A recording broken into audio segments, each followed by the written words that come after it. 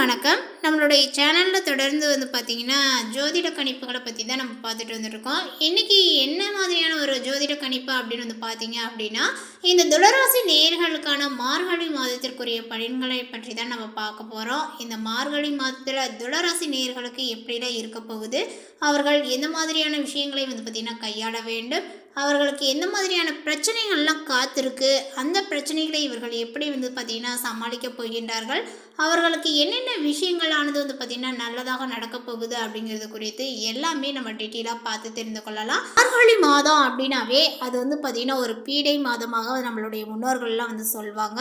அது அப்படி கிடையாது. இந்த மார்கழி மாதம் அப்படின்னா எந்த ஒரு சுப நிகழ்ச்சிகளும் பார்த்திங்கன்னா நடத்த மாட்டாங்க.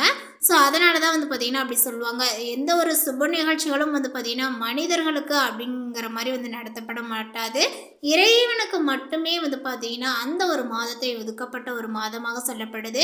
இறை வழிபாட்டிற்கு உகந்த ஒரு மாதம் அப்படின்னா இந்த மார்கழி மாதம் தாங்க.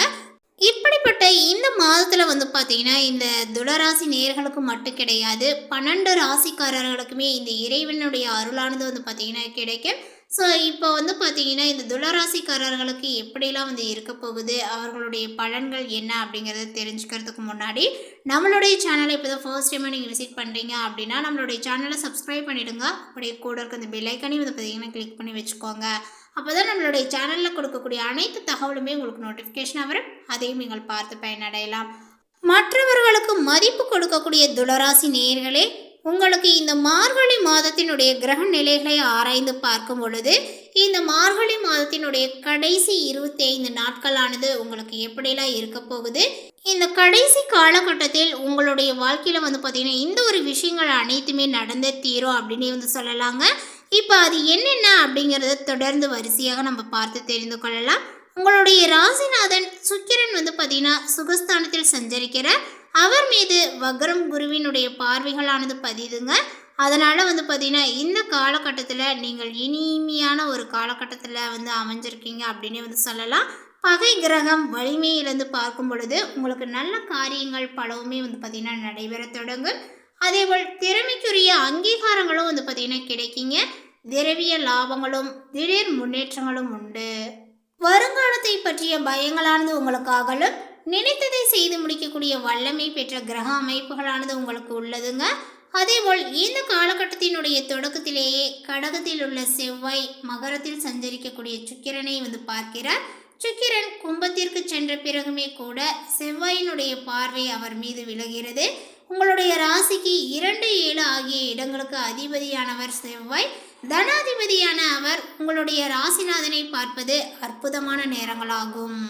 நினைத்த காரியம் நினைத்தபடியே நிறைவேறும். நீடித்த நோயானது பார்த்தீங்கன்னா அகலுங்க. அடுத்தடுத்து நல்ல சம்பவங்களானது நடைபெறுவதோடு ஆதாயங்கள் தரக்கூடிய தகவல் நிறையவே உங்களுக்கு கிடைக்கும். உத்தியோகத்தில் மேலதிகாரிகள் இணக்கமாக நடந்து கொள்வார்கள். தொழிலில் புதிய பங்குதாரர்கள் இணைவர். புதிய ஒப்பந்தங்களில் கையெழுத்திட்டு மகிழக்கூடிய நேரங்கள் இது. அதேபோல் புனித பயணமும் நீங்கள் செல்லலாம்.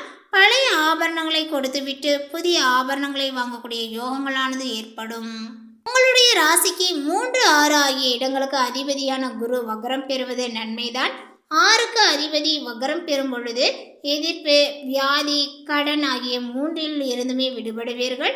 உதிரி வருமானங்கள் சேரும். நீண்ட நாளைய கடன் பாக்கிகளை பார்த்தீங்கன்னா செலுத்தி நிம்மதியும் அடைவீர்கள். அதே போல் நிகழ்கால தேவைகள் அனைத்துமே பூர்த்தியாகுங்க. ஆரோக்கிய தொல்லைகளும் உங்களுக்கு அகலும். அகலக்கால் வைத்ததன் விளைவாக ஏற்பட்ட கொடுக்கல் வாங்கலை ஒழுங்கு செய்வீர்கள். சந்தர்ப்பங்கள் சாதகமாக உங்களுக்கு அமையும். நல்லது நடக்க நண்பர்கள் வழிகாட்டுவார்கள். இந்த காலகட்டத்தில் தேவகுரு அதாவது குரு பகவான், அசுரகுரு சுக்கிரன் இரண்டுமே பார்த்தீங்கன்னா நீங்கள் வழிபாடுகளை செய்து கொள்ள வேண்டும். மார்கழி 15ஆம் தேதிக்கு பிறகு கும்பராசிக்கு சுக்கிரன் பார்த்தீங்கன்னா செல்ல இருக்கிறார். உங்களுடைய ராசிக்கு அதிபதியாகவும் 8ஆம் இடத்திற்கு அதிபதியாகவும் இருப்பவர் சுக்கிரன். அவர் பார்த்தீங்கன்னா பஞ்சமஸ்தானத்திற்கு செல்லும் போது பிள்ளைகளுடைய வழியில் சுபவிரயங்களானது ஏற்பட செய்வார். பூர்வீக சொத்து தகராறுகளுமே உங்களுக்கு இப்பொழுது அகலுங்க. இல்லத்தில் நல்ல ஒரு சம்பவங்களானது நடைபெறும். அதேபோல் நாடு மாற்றம், வீடு மாற்றங்களானது உங்களுக்கு நிகழலாம். அண்ணன் தம்பிக்குள் இருந்த கருத்து வேறுபாடுகளும் இப்பொழுது மறையுங்க. பணப்புழக்கங்கள் நன்றாகவே இருக்கும். பாதியில் நின்ற பணிகள் பார்த்தீங்கன்னா ஒவ்வொன்றாகவே முடிவடையும். உங்களுடைய வளர்ச்சிக்கு குறுக்கீடாக இருந்தவர்கள் விலகுவர். மார்கழி 17ஆம் தேதி என்று தனுசு ராசிக்கு புதன் செல்கிறார். உங்களுடைய ராசிக்கு 9, 12 ஆகிய இடங்களுக்கு அதிபதியானவர் புதன். பாகிஸ்தான் அதிபதியான அவர் பார்த்தீங்கன்னா சுகஸ்தானத்திற்கு வரும்போது நன்மைகள் அதிகம் நடைபெறும். பூர்வீக சொத்துக்கள் கைக்கு கிடைத்து அதிக விரிவுகளை பார்த்தீங்கன்னா செய்யக்கூடிய முயற்சியில் ஆர்வத்தை காட்டுவீர். புதிய வாகனத்தை வாங்கக்கூடிய யோகங்களும் ஏற்படுங்க. பயணங்கள் பலன் தருவதாகவே உங்களுக்கு அமையும். பணப்பொறுப்பு சொல்லி வாங்கி கொடுத்த தொகையுமே இப்பொழுது சேரும். பொது வாழ்வில் உள்ளவர்களுக்கு எதிர்பார்த்த மாற்றங்களானது கிடைக்குங்க. வியாபாரம் மற்றும் தொழில் செய்பவர்களுக்கு நண்பர்கள் பக்கபலமாகவே இருப்பார்கள். உத்தியோகத்தில் உள்ளவர்களுக்கு உயர் அதிகாரிகளினுடைய நுணுக்கங்களை கற்றுக் கொடுப்பர். கலைஞர்களுக்கு வாய்ப்புகளும் அதிகரிக்கும். மாணவ மாணவிகளுக்கு போட்டிகளில் வெற்றியானது ஏற்படுங்க. பெண்களுக்கு பிள்ளைகளுடைய வழியில் நல்லது நடக்கும். வீடு இடம் வாங்கக்கூடிய முயற்சிகளும் கைகூடும். மேலுமே இந்த மாதம் திட சிந்தனைகளுடன் உங்களுடைய குறிக்கோள்களை நீங்கள் அடைவீர்கள். வருமானத்தை பெருக்குவதற்கு நல்ல பல வழிகளானது உதயமாகும். நிதி நெருக்கடிகளானது ஏற்படாது. குடும்பத்திலும் வெளி வட்டாரத்திலுமே உங்களுடைய பேச்சுக்கு மதிப்புகளானது உண்டாகும். எப்போதும் போல் சட்டத்தை மதித்து நடப்பீர்கள். இந்த தன்மை பார்த்தீங்கன்னா சில அன்பர்களுக்கு சாதகமான மேலிடத்தினுடைய தொடர்புகளை உருவாக்கி தரும். அதேபோல் இல்லத்தில் திருமணங்கள் போன்ற சுப நிகழ்ச்சிகளானது நடக்குங்க. நீங்கள் சார்ந்துள்ள துறையில் புகழினுடைய உச்சியை நோக்கி படிப்படியாகவே முன்னேறுவீர்கள். அதே சமயம் கடினமாக உழைக்க வேண்டியும் இருக்கும். தொழில் வியாபாரத்தில் லாபங்களானது கிடைக்குங்க. கொடுக்கல் வாங்கலில் இருந்த சிரமங்களானது உங்களுக்கு குறையும். தடைகள் ஏற்பட்டாலுமே இறுதியில் அனைத்து செயல்களிலுமே பார்த்தீங்கன்னா வெற்றியும் அடைவீர்கள். வாடிக்கையாளர்களை கவர புதிய திட்டங்களையும் நீங்கள் தீட்டுவீர்கள். வியாபாரத்தை விரிவுபடுத்தினாலும் கடன் சுமைகள் அதிகரிக்காமல் பார்த்து கொள்ளவும். கூட்டாளிகளிடம் விட்டு கொடுத்து நடப்பது நல்லது. உத்தியோகஸ்தரர்கள் தங்களுடைய பணிகளை சரியாக செய்து முடிப்பீர்கள். அதே நேரம் சில சமயங்களில் பார்த்தீங்கன்னா காரணம் இல்லாமலே உங்களுடைய மனதில் தைரியங்களானது குறைய ஆரம்பிக்கும். இந்த சமயங்களில் உங்களுடைய சக ஊழியர்கள் உங்களுக்கு உதவிகரமாக இருப்பாங்க. அலுவலக வேலைகளினுடைய தொடர்பான பயணங்களால் நன்மையும் உண்டாகுங்க. பணவரவுக்கு குறைகளானது ஏற்படாது. உங்களுடைய தன்னம்பிக்கையும் இப்பொழுது உயரும். அரசியல்வாதிகளுக்கு பெயரும் புகழும் அதிகரிக்குங்க. கட்சி மேலிடத்தால் பாராட்டப்படுவீர்கள். தொண்டர்களினுடைய ஆதரவு உங்களை உற்சாகப்படுத்தும். கட்சியில் புதிய பொறுப்புகளையும் நீங்கள் பெறலாம். அவற்றை நேர்த்தியாக செய்து முடிப்பீர்கள். மக்களுக்கு நன்மை செய்வதற்கான உங்களுடைய முயற்சிகளை எதிர்கட்சியினரும் பாராட்டுவார்கள். புதிய பயணங்களால் உற்சாகமும் அடைவீர். கலைத்துறையினருக்கு புதிய வாய்ப்புகள் குறைவாகவே இருந்தாலும் பணவரவு சீராகவே தொடருங்க. ரசிகர்களினுடைய ஆதரவும் உங்களுக்கு அமோகமாகவே இருக்கும். உங்களுடைய திறமையினால புகழை தக்க வைத்துக் கொள்வீர்கள். உங்களுடைய கற்பனை சக்தி ஊற்றுபோல் பெருகும். இது வருமானமாகவும் மாறி பயன் தரக்கூடியதாக காணப்படுங்க. பெண்மணிகளுக்கு கணவரினுடைய அன்பும் பாசமும் அளவுக்கு அதிகமாகவே கிடைக்குங்க. ஆன்மீக சுற்றுலாவும் இன்ப சுற்றுலாவும் சென்று மகிழ்ச்சியும் அடைவீர்கள். குடும்பத்தில் ஒற்றுமையானது நிறையுங்க. பிள்ளைகளாலும் சந்தோஷங்களானது உண்டாகும். வெளி வட்டாரத்தில் உங்களுடைய செல்வாக்கும் உயரும். மாணவ மணிகள் உழைப்பிற்கேற்ற மதிப்பெண்களை பார்த்தீங்கன்னா பெறுவீர்கள். கடுமையாக உழைத்து படிக்கக்கூடிய மாணவர்கள் சாதனை புரிவார்கள். உழைப்பு குறைவதனால உயர்வும் குறையக்கூடும். ஆனால் பெற்றோர்களினுடைய ஆதரவு உங்களை உற்சாகப்படுத்தும். வெளி விளையாட்டுகளிலுமே ஈடுபட்டு வெற்றி வாகையும் நீங்கள் சுடலாம்.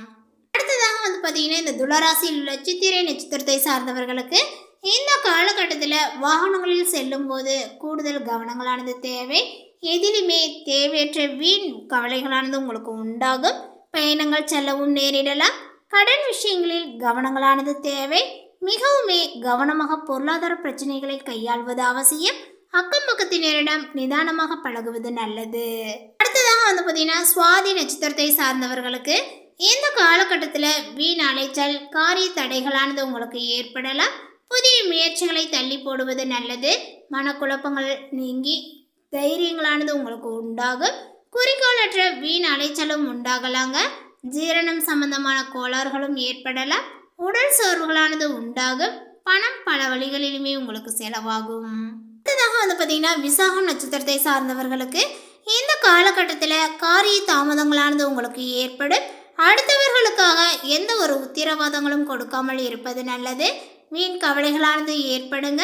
வாகனங்களில் செல்லும் போது கவனங்களானது அவசியம். நண்பர்கள் மூலமாக கிடைக்க வேண்டிய உதவிகள் தாமதப்படும். இந்த தகவல் உங்களுக்கு பிடித்திருந்தால் லைக் பண்ணுங்கள், ஷேர் பண்ணுங்கள்.